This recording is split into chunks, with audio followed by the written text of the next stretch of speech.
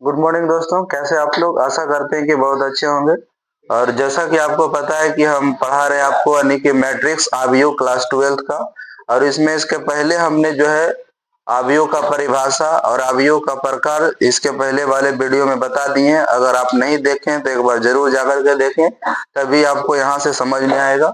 और ये 8वां नंबर जो हमारा, इसके पहले 7 गो प्रकार बता दिए। 8वां प्रकार आपका है स्केलर मैट्रिक्स। इसको हम लोग क्या बोलते हैं?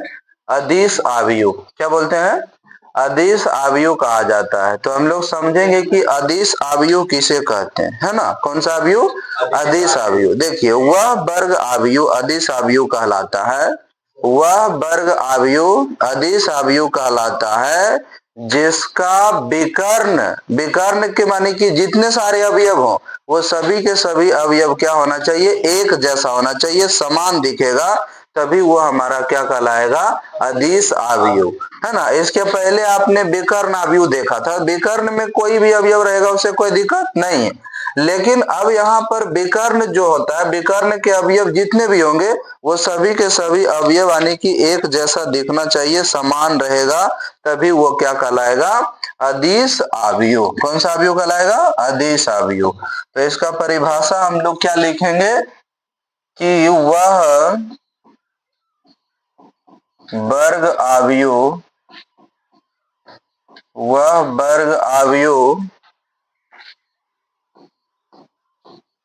जिसमें विकर्ण के सभी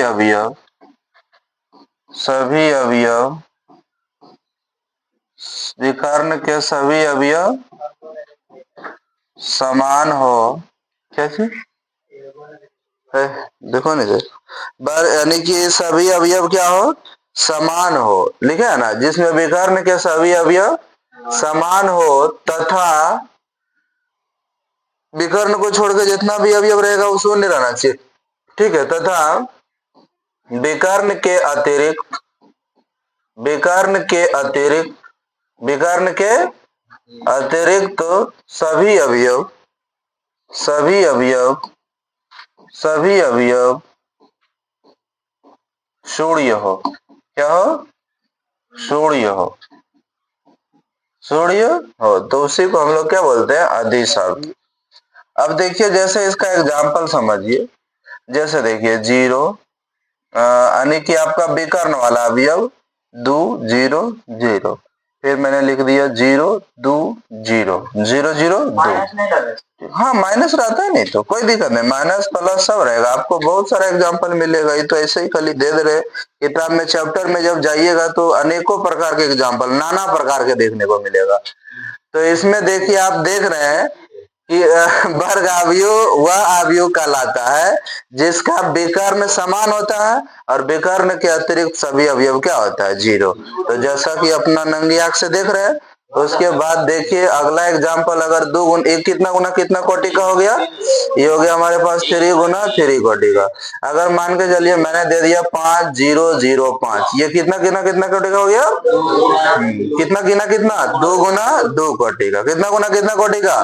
2 गुना 2 कोटि का हो गया। कोई दिक्कत? तो ये हमारे हो गया स्केलर मैट्रिक्स अदिश आव्यूह। अदिश में ये ध्यान देना है कि विकर्ण के सभी अवयव क्या होते हैं? समान होते हैं। और उसके अलावा जितना भी अवयव होता है वो सभी के सभी अवयव क्या होते हैं? शून्य होते हैं। क्या होते हैं बाबू? शून्य होते हैं। अब चलिए, अगर नेक्स्ट हम बात करें, हमारे सामने लिखा हुआ इकाई आव्यूह। तो इकाई आव्यूह क्या है? ये भी एक प्रकार का वर्ग आव्यूह ही होता है, जिसमें क्या होते हैं कि विकर्ण के अवयव जो होते हैं एक होता है। क्योंकि इकाई का मतलब कितना? एक हो गया। तो विकर्ण के अवयव कितना रहना चाहिए? एक रहना चाहिए। बाद बाकी सभी अवयव क्या रहेंगे? 0। सभी अवयव। अब विकर्ण के अवयव एक, विकर्ण के अवयव, क्योंकि परिभाषा में इसका छुपा हुआ है कि यूनिट का मतलब कितना होता है? एक ही होता है ना। यूनिट इकाई, इकाई का मतलब कितना? एक होता है। तो हम लोग यहाँ पर लिखेंगे कि वह वर्ग आव्यूह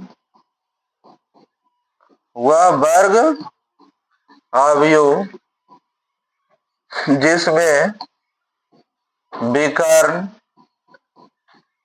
के सभी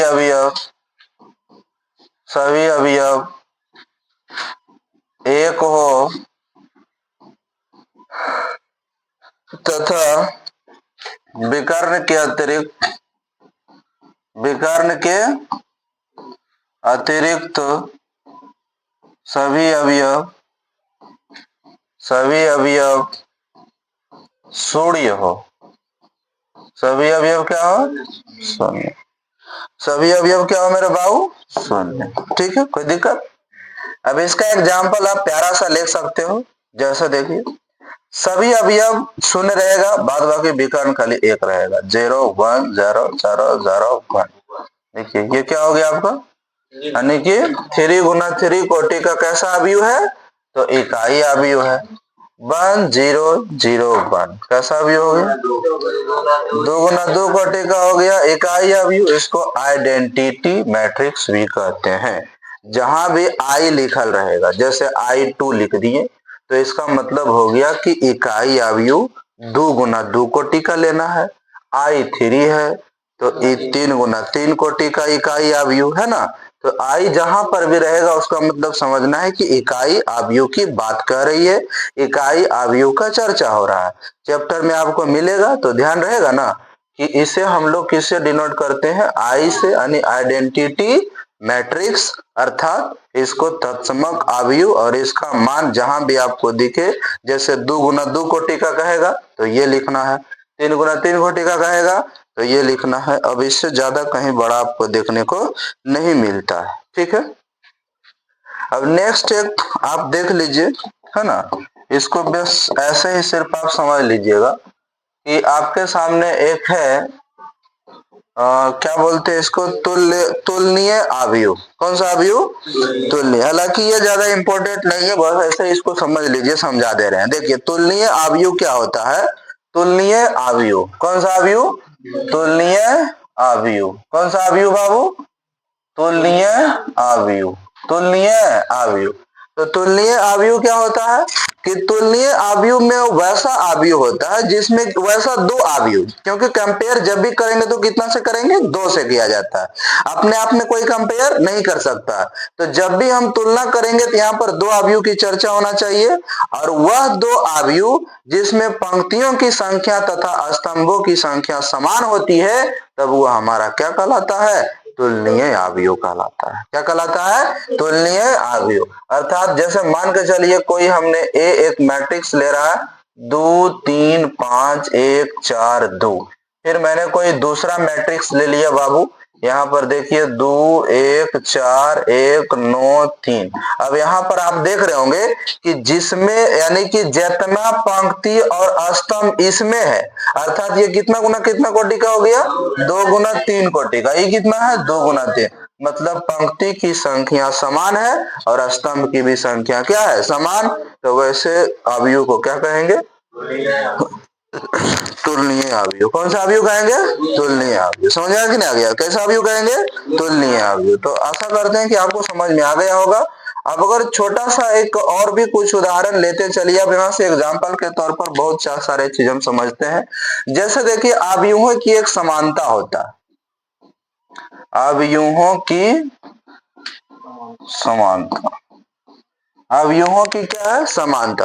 तो अवयवों की समानता का मतलब क्या समझे कि 2 अवयव आपस में समान होता है। क्या होता है? 2 अवयव आपस में समान कब होगा? समान का मतलब बराबर। तो बराबर कब होगा?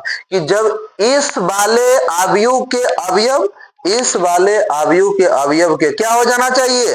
बराबर हो जाना चाहिए, तभी उसको हम क्या कहेंगे? अवयवों की समानता। मतलब दोनों अवयव के अवयव एक जैसा दिखे, जैसे मैंने यहाँ पर लिखा और आपने देखा, तो बी में हमने चलिए कोई इसी के जैसा हूबहू एकदम फोटोकॉपी इसी का रहेगा बस।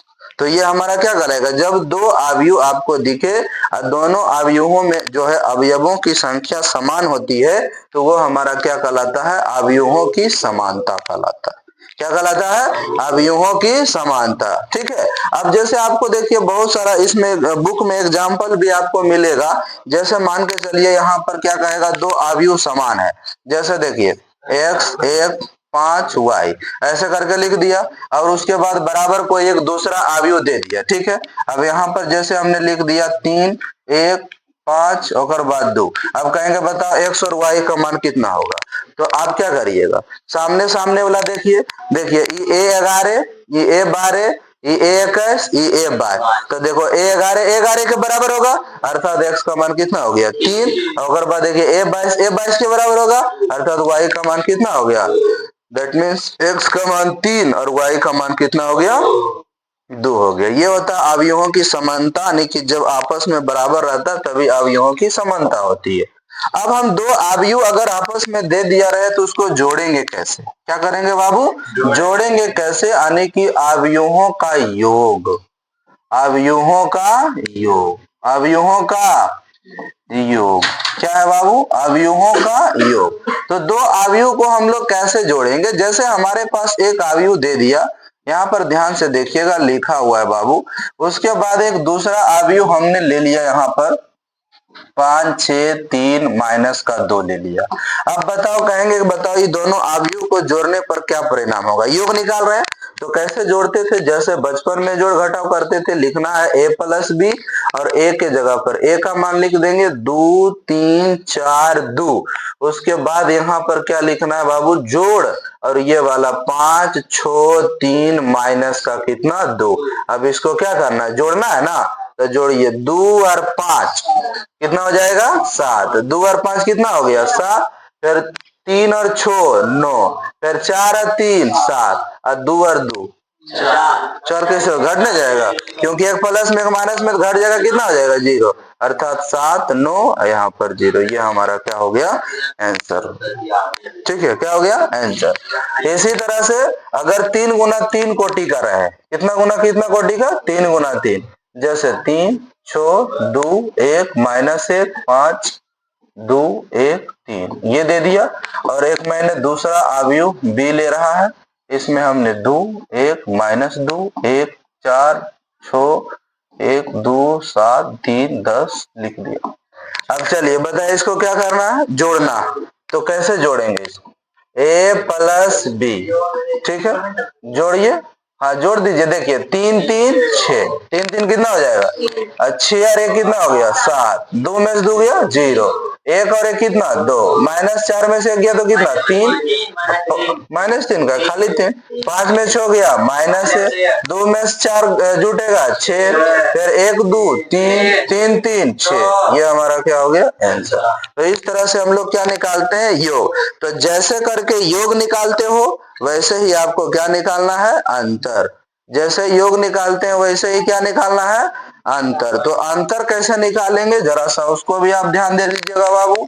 तो अवयवों का अंतर, अवयवों का अंतर, किसका अंतर, अवयवों का अंतर, ठीक है। तो देखिए दो एग्जाम्पल हम यहाँ पर ले रहे हैं, जैसे देखिए a का मान हमने लिखा 3 6 माइनस 2 3 6 माइनस 2 1, ठीक है, और वहीं पर एक दूसरा अवयव हमने ले रहा है 3 1 9 7 माइनस का 7। अब बोलेंगे बताओ बाबू इसको घटाना, अर्थात a माइनस बी करना है, तो आप क्या करिएगा 3 में से 3 घटेगा 0 हो गया, 6 में से घटाओगे 5, अब माइनस 2 में माइनस 9 घटाओ, यानी minus 2 minus 9 minus 11, minus 2 minus 9 minus 11, 1 में से 7 ये क्या हो जाएगा घटने की वजह जुड़ जाएगा, कितना हो गया 8, अर्थात प्लस तो हम लोग लिखते नहीं है, तो ये हमारा क्या हो गया 8, यही है समझे क्या नहीं। आप ऐसे तो यहाँ पर देखिए इसको लिखिएगा माइनस ध्यान दीजिएगा ना बीच में, तो ये माइनस में वो प्लस हो जाएगा, जब प्लस है वो माइनस, इस बात को थोड़ा सा क्या रखना है ध्यान रखना है। अब आपको गुना कैसे करना है ये नेक्स्ट चैप्टर में आपको बताया जाएगा, और इसी तरह और भी आप एग्जाम्पल देख सकते हैं। कितना टाइम हुआ आप लोगों के पास घड़ी है, देखिए जैसे अब मान के चलिए कोई क्वेश्चन हम लिख रहे हैं कि 12 अवयवों वाले 12 अवयवों वाले 12 अवयवों वाले अवयवों की संख्या, अवयवों की संख्या क्या करना आपको निकालना है, निकाले, ठीक है बाबू, ये क्वेश्चन है। 12 अवयवों वाले अवयवों की संख्या निकालें। तो जिसमें हमको 12 को अवयव सजाना हो, तो यहां पर कहने का मतलब हुआ कि कितने तरीके से अर्थात कितने कोटि का तुम यहां पर अवयव बना सकते हो। तो हम यहां पर पहला कहेंगे कि सर इसमें हो सकता है कि 12 गो पंक्ति रहे, तो 12 गो पंक्ति और एगो स्तंभ, 12 गो पंक्ति और एगो स्तंभ। फिर कहेंगे नहीं, एगो पंक्ति 12 गो स्तंभ। फिर कहेंगे नहीं, 3 गो पंक्ति 4 गो स्तंभ। फिर कहेंगे नहीं, 4 गो पंक्ति 3 गो स्तंभ। फिर कहेंगे नहीं, 2 गो पंक्ति 6 गो स्तंभ। फिर कहेंगे नहीं, 6 गो पंक्ति 2 गो स्तंभ। और बोलिए कोई तरीका है? और कोई सजाने का तरीका अगर आपके पास है तो बताया जाए। इसमें देख लीजिए बाबू कितना एक हो गया, 1 2 3 4 5, तो कितना अवयव हो गया? यानी 12 अवयवों को वाले अवयव की संख्या हम 6 तरीके से अवयव क्या कर सकते हैं, बना सकते हैं। 6 तरीके से। कितने तरीके से? अब इस तरह का जो भी सवाल रहेगा आप अपने अनुसार उसको क्या कर सकते हैं, निकाल सकते हैं। बोलिए कोई दिक्कत यहाँ तक? नहीं दिक्कत है? चलिए अब आप लोग लिख लीजिएगा फटाफट, बंद करो।